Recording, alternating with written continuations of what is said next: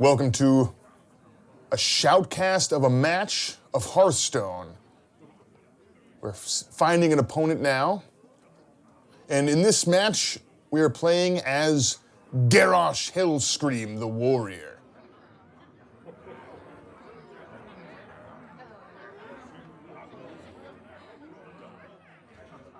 Looks like we've got an opponent here, a reason opponent. That's good. Garrosh versus Uther. I will fight with honor. All right, our opponent is Uther the Lightbringer, the Paladin. And here's our opening hand. Not a great opening hand. There's no minions here, and you definitely need some minions to play early on in the game. Keep pressure on your opponent and to help attack their minions so they don't keep pressure on you. So here's some, we replace some of those, got some new ones. These are better, there's some more minions, although we got Leroy Jenkins. I don't know if that's good or bad yet. All right, the Paladin starts the game. He uses his mana to play a secret card, and we don't quite know what that card is yet. It may have an effect depending on what we do in the game here. And the warrior begins with a shield bearer. It's very defensive. It doesn't have any attack. It's got enrage, which means if it takes damage, it gets an effect. And in this case, it's got +1 attack when it's taking damage.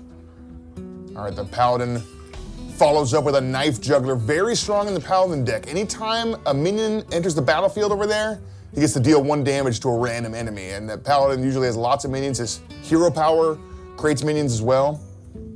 So at this point, the warrior would love to kill that Knife Juggler, but he doesn't have a lot. He can deal 1 damage to it with the Cruel Taskmaster. But it looks like he's going to deal 1 damage to that minion with Enrage, giving it +2 attack from the Taskmaster and 1 attack from the Enrage. But it looks like that attack triggers the secret. It's Noble Sacrifice. That creates a 2/1 minion, which jumps in the way, causes Knife Juggler to trigger, dealing 1 damage there. And that Noble Sacrifice, that defender jumped right in the way, protected that Knife Juggler from being destroyed. And that's huge for the Paladin player, because now that Knife Juggler is a big bonus. Anytime he plays a minion, it's gonna deal 1 damage that could kill off that Cruel Taskmaster. The Paladin plays Blessing of Wisdom, and now whenever the Paladin attacks with that minion, he's gonna draw a card. And that could be a huge card advantage. Now is an interesting play. He has 2 mana left. He could have summoned a minion with his hero power, potentially used Knife Juggler to deal. It was random, but he could have killed off that 2/1 that way. Instead, he wanted to use his mana to play another secret card. We don't know what it is. It could be another Noble Sacrifice. The warrior uses Execute to finish off a damaged minion, killing that Knife Juggler. He's looking at either his hero power or Crazed Alchemist. Crazed Alchemist is good to swap the attack and health of a minion, but there's no other minions right now, so he just plays it because he wants to keep a little pressure on the board, and he triggers that other secret's Repentance this time. It makes that health 1, and that would have been much better against a stronger minion. I'm not sure why the Paladin played it this early in the game. Usually it's better later in the game, but it's good that the warrior was able to kind of bait out that secret now with such a weak minion. Now the Paladin has a little more cards. He started first, he's got a little bit more mana. The warrior has Leroy Jenkins, which could be good, could be bad. And the Paladin plays Sword of Justice. It's a weapon, so he can attack right away. And he can use those durability to attack, or anytime he plays a minion, it'll use 1 of the durability on that weapon to buff that minion, give it a little extra attack and health. So he's got Leroy Jenkins, but Leroy Jenkins, maybe not as good right now as this Kokron Elite. Kokron Elite's got charge, it can attack right away, gets in there for 4 damage. It's got 3 health, so it can withstand attacks from that sword. And the Paladin now playing some minions that are gonna get a little bit bigger because that's Sword of Justice. Every minion the Paladin plays gets a little bit stronger. And he plays the Secret Keeper, who gets even stronger every time a secret triggers. So if he's got any more secrets, that could get out of control. The warrior draws Whirlwind, that deals 1 damage to everything, including your guys, which could be good if you have effects that care about guys being damaged. And the warrior goes right in to attack Uther directly, and then he plays Leroy Jenkins. Now Leroy summons whelps for your opponent when you play him.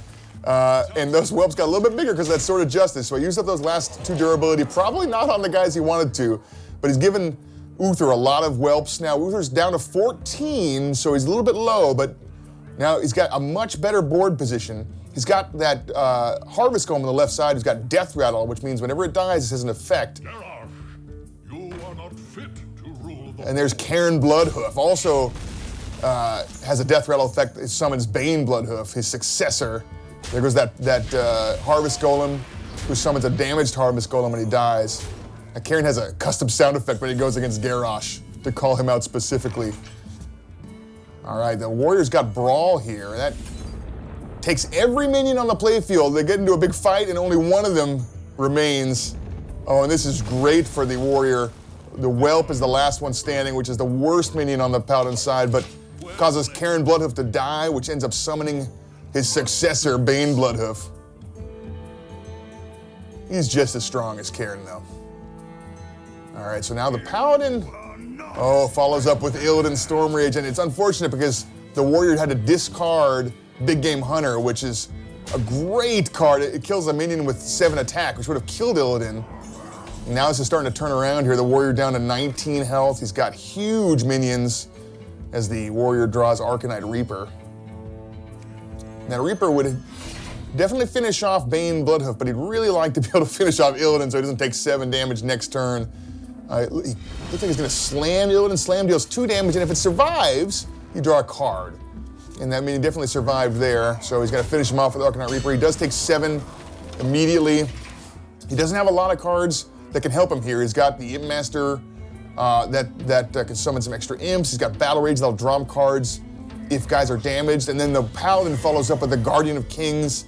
It's a huge minion. It also heals him as he lays down another secret. And it's starting to look pretty bad for the Warrior here. Only at 6 health. The Warrior needs to draw something to stop this. He draws King Mukla.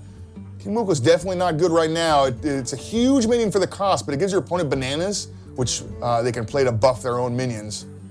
And you definitely don't want to give those minions any more attack. He's only at 6 health remaining as he uses Inner Rage to deal, looks like 1 damage to that opposing Guardian of Kings. And uses Battle Rage now, draws you a card for every damaged minion, and there's only 1 damaged minion, so it draws him 1 card. He's looking for ways to come back here as he plays King Mukla, give his opponent some bananas.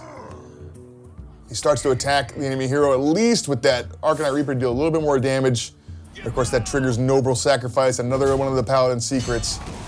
Jumps right in the way, prevents him from dealing any damage to Uther. And then he plays Imp Master. Imp Master, every turn, summons 1 more imp at the cost of life. So that could get out of control, but at this point, with only 4 health remaining, the Paladin just has to attack with either Cairn, as he feeds Mukla a banana, just to mess with Garrosh, and finishes him off with Bane Bloodhoof.